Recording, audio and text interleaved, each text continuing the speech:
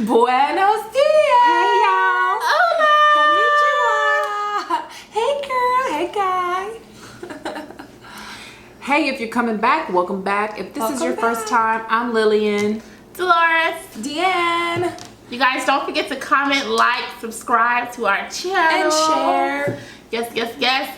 So let's do conversations with our sons and daughters. And the reason why I say that because it can give us a wide range of topics that we can discuss. Bam. Let's get to it. When you look at it in a social standpoint, like for instance, if you see it on movies or whatnot, it's like if the boy if he abstains, oh, he's abnormal or he's, weird if he abstains. And then if she abstains, it's just like, oh, she's so pure, she's so Yeah. sweet, she's so classy. A little halo appears from the sky on top of her head. Ding! Yeah.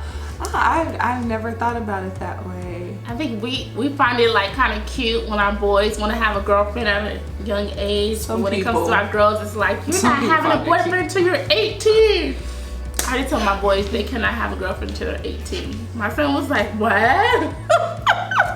I don't know if that's the thing I would tell my child. No, it's just so because they're too young. It's not time to focus, but I get it. But I just noticed that's one of the double standards that we have, or something. So something I would tell both of my children, whether it's a boy or a girl, is to wait till marriage, number one, and it's a no-go. Don't do it. So something else that we would tell our children, Well, or so a does that conversation. does that kind of be like, are you kind of set it up to where if he does have a girlfriend, if he chooses to have a girlfriend, don't tell mom. Don't tell mom because she's secret. She said Don't have a girlfriend until I'm his age. So you kind of set it up for him to kind of be secretive. I get that. That's interesting. So then, were you about to say something? No, I was gonna go into like the next conversation. Oh, okay. You know what? I know that now in today's, with everything that's going on, that something that we tell our children is to, when you get pulled over by police, to pull over to a lighted area and to make sure that you are recording and to keep your hands on the wheel. What are the rules from getting pulled over? Hands on the wheel. You're not doing sudden movements. Oh, have you seen, like, there's this young boy, he invented this, like a pouch. You stick it on your window and you put when you get pulled over, you put your ID, you put your insurance information in there or whatever, and you can roll your window up. That way you can keep your hand on the steering wheel because you've already put your information, like, on the window when you got pulled over, versus having to reach across and dig in a pocket. Well, that's pretty cool. Yeah, I think that's cool. When you get in your car, just make sure you have your insurance and make sure you have your ID before you drive off. I don't even think now I don't know if you have, well, I think you do have to have an insurance card, but they can look and see if you have insurance on your car or not. So bringing that license plate. Yeah. That's, I mean, another thing, too, you got to think about, like, for instance, say you're driving someone's car, they have warrants. Or they got tickets or whatever. And they pull that information from the license plate before you pull you over. So, they could assume that you're that person. Yeah. That's the one conversation I had with my son. I told him, I said, if anybody's in your car and they have something on them, for whatever reason, I was like, you need to make sure you check them before they get in your car, because he could throw it on the floor and be like, oh, that's his. That's not mine. So I'm that's whack, man. I know, if a person is questionable, don't even have them in your car. Just before they get in your car, you need to just be like, hey, you got anything on you that you shouldn't have on you? Well, you can't get in my car, because it's happened. It has. That sucks that people are like that. Like, oh, that's not mine. That's his. But that's good to even watch your friends, know who's your friend and who to have around you. Yeah. I think a good conversation, since we're on friends, to have with your child is definitely friendship and what friendship means, because sometimes you don't know who your true friends are until you get in boiling water and hot water. They scatter like bugs on the like ants. Yeah, that's true. So that's there are certain conversations that I have yet to have with my children, but I do have a son, and I do have the conversation about, you know, with everything going on, you do have to be more cautious. You do just have to be more careful, even when you're just driving. And if you ever get in a car accident and it's nighttime, you have to even be cautious where you are, where you, who's surrounding you, who hit you. And is it just you and one car on the road or two cars on the road? I'm like, if it's just you and another car and you get in a wreck and it's someone that seems suspicious, just if you can't keep driving, or just call. Don't get out of the car. Just call and just you can't be cautious. drive off when you have a wreck. That's a hit and run. It is. But do that. But when you're thinking about safety, I don't know. I don't know. Interesting. You know what? What? So I just got put over twice this month. Kudos to me. Actually, girl, that's money to the state. That ain't no kudos. So I just got put over for no reason. But what happened? Tell us what happened. One, I got put over because my lights were dim. Okay. Though my lights were working, the police passed me in the front, so he seen my lights were working, but they were dim. And then my license plate in the back was a paper tag because I had just got a new car. And so he gave me a warning ticket for my lights and my license plate. And I was like, my license plate is not even expired yet. But I'll take the warning, you know. Like, okay. Wait, rewind. Where was your license plate? In the window or on the back? No, it's in the back. Where it's supposed to be? Where it's supposed to be, right? But I think they want one in the front and back. Well, I think it depends. You are supposed to have a license plate in the front and in the back. Really? I don't know. That may vary where you live, but I think you are supposed to have one in the front. But I got it from the dealership like that, you know. So they had one in the back. No, when I go to the dealership, they give you one for the back. But I've never seen anyone where you just got in a car, you have one in the front and the back. But typically, you're supposed to have a license in the front and a license in the back. And they're supposed to have lights on them. Yeah, that's what I was about to ask next. Was there a little light on the plate? I think on the back. But he passed me from the front and then turned around and pulled me over. So he already was pulling you over for something else, and he probably got behind you and was like, oh, dim lights? I don't understand what does that mean? What does dim lights mean? That they're not bright. Or bright enough. I don't know. I've never encountered that before. That's my first time encountering that. And then the second time was I seen a policeman behind me at the light. I think he followed me out of the apartment. So I already knew he was behind me. So of course in your mind it's like, okay, drive straight, don't veer off. I got pulled over anyway. He said because supposedly I'm something swayed or. Please, and I'm thinking to myself like, no, I didn't because I seen you. So I already was making sure you drive straight. So I just wanted to pull you over because I don't know. License plate. But I heard that for iPhoneers, if you say, "Hey Siri, I got pulled over," that it'll supposedly start recording everything. But iPhone, it doesn't kind of back it up. They don't support it because excuse me, like it's kind of iffy. Let me see. Hey Siri. I just got pulled over. She would. Sorry, I didn't quite catch that. Could you please Poor repeat Siri. I just got pulled over. I don't know what that means. If you You're supposed to tell Siri you just got pulled over. It's supposed to be record. I wonder if it's something you have to enable. Probably. But it's supposed to record on your phone. I just got pulled over. Record. Sorry, I didn't quite catch that. Could you please repeat it? I just got pulled over. Record, please. I don't know what that means. I can search the Poor Siri. That is so hilarious. Maybe it's an app. Maybe it's an app you have to put on. Something else that I'm just thinking back to the boyfriend girlfriend thing.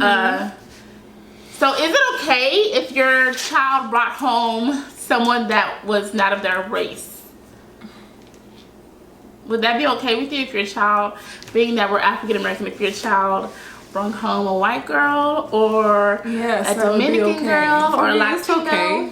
Yeah. It's okay for me. It's okay for me too. Yeah, as long as she's just she has standard, you know, and has she come over here stankness regardless of the race. I'm not gonna be cool with that. But stankness. No, it doesn't. You can't come over with little small shorts. That is. I mean, you know, that's if her parents okay with that, then her parents okay with it. But so that makes me think about the whole Lil Wayne thing that just happened. Let me see if I can find it. Yes. And also, you know what? I was also studying that Chris Brown also has lyrics as well that are like colorist. Okay, so I know I read. I don't know when it was published, but I read about the Lil Wayne and 50 Cent video that they were having. He was on Lil Wayne's radio show. I forgot the name of it. Young Monster or Young Monkey, something like that. What? What? Is that what it's called? It's called. Young Monkey. No, it's either Young Money, Young. Let me see. I Young Money Radio, right? Yes. Okay. Yes. Okay. I'm so sorry. I said Young Monkey. Wow. But we're not gonna be too much longer. But one thing I saw, well, they had the transcript of what 50 Cent said, and I don't have it pulled up to read it, but pretty much he was just saying, he said how girls be like, how you with this girl? How you with that chick? And he's like, it's exotic. He's like, it's not the same thing that you see in the neighborhood like every day. And so I was like, what neighborhood? Where do you live? What do you mean the same thing you see every day? Like, you know? Well, what equates exotic? Like, what is exotic? Is plastic surgery exotic? Is that what makes a woman exotic? When she has plastic surgery? Would y'all say no? Yes? No. And 50 Cent thing that I saw was he had said something about women saying, you're with this woman and you're with that woman, and oh my gosh, I forgot. Exotic. And he was like, but he was saying how it's exotic and it's not the same thing you see in the neighborhood. Because he must have been raised up in a black neighborhood, so all he's seen was black girls. So I was like, what neighborhood you live in? Like, just like one-dimensional kind of neighborhood? But I think that I actually think that plays into a whole lot more than what he's seen every day. I think that goes into gentrification, because I think he said it to get under the skin of people. You think he seems so? to be he seems to be the type of person that says things to kind of get you aroused or get you like bent out of shape. And it's just like, if you were to ask me this question outside, I'd just be like, okay. But you know what I think? What he's trying to say is that these women, of course, they're different shades, of course but they have different color eyes, they have different kind of hair, different hair textures.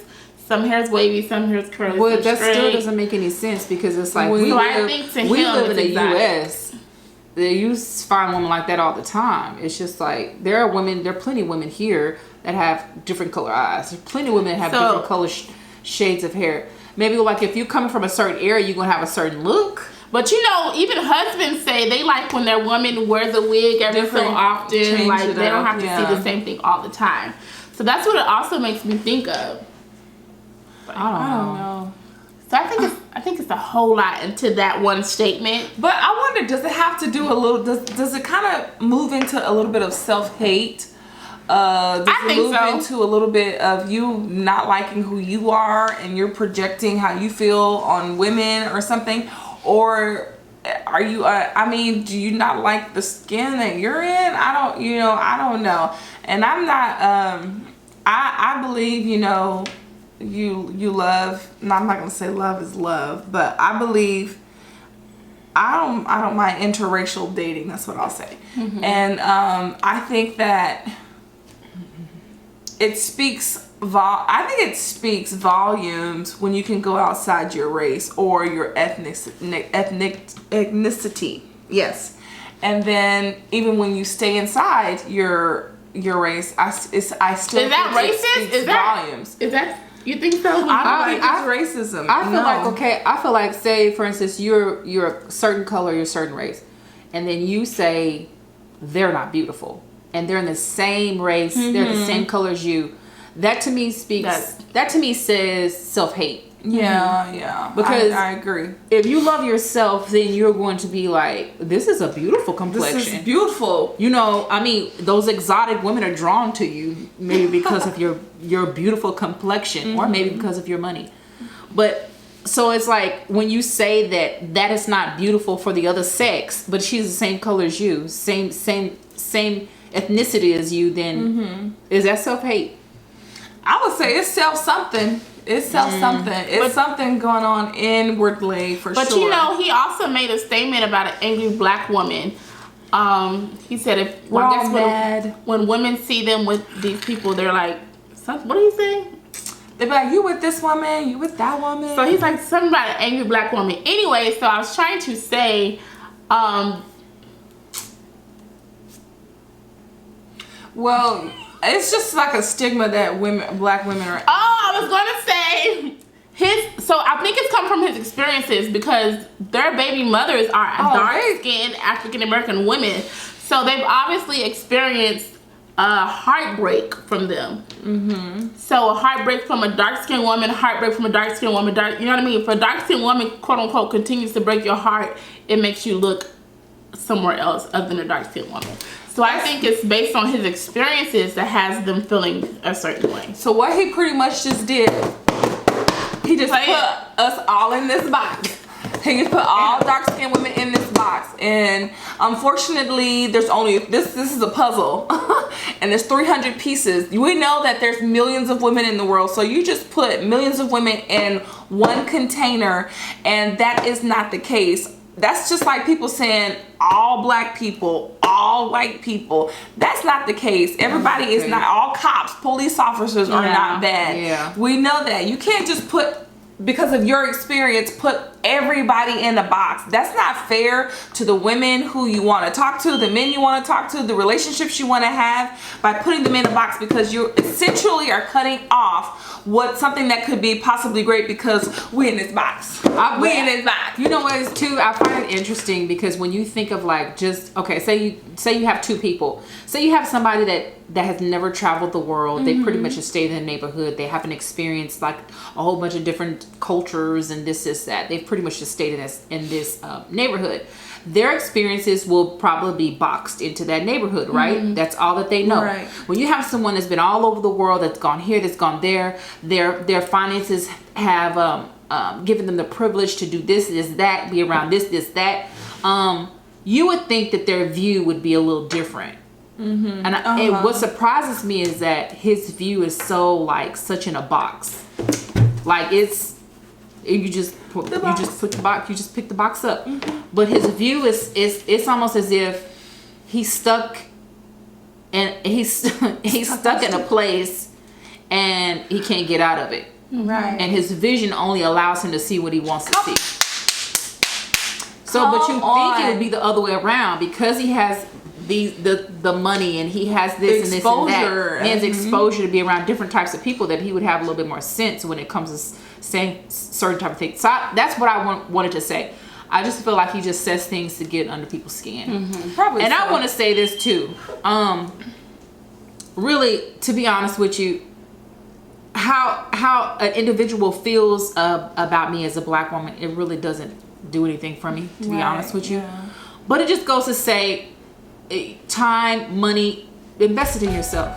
If you want that education, get the education. If you want that business, get that business. If you want to get that new wig, get that new wig. If you want to go get that new makeup, go get that new makeup, girl. Keep it moving, girl. Keep it moving. Yes, you guys. So tune in. So not to tune in, but comment. Let us know what you think about the situation. Yes. Give us your point of view, opinions. We want to hear it all down below. Once again, guys, thank you for tuning in to Now Let's Get Chatty, and we love you. Bye.